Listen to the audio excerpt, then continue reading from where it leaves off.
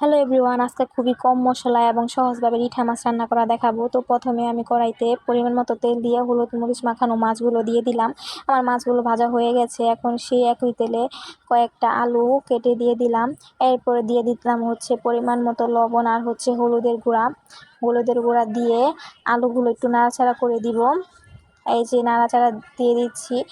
আলুগুলো একটু হালকা ভাজা হয়ে আসলে সেখানে দিয়ে দিলাম মরিচ বাটা দিয়ে মশলাটা ভালো করে আলুর সাথে কষিয়ে নিব। কষানো হয়ে গেলে দিয়ে দিব ধনিয়া গুঁড়া পরিমাণ মতো দিয়ে আবার একটু নাড়াচাড়া দিয়ে এখন দিয়ে দিব পরিমাণ মতো লবণ দিয়ে আবার একটু নাড়াচাড়া দিলাম। এখন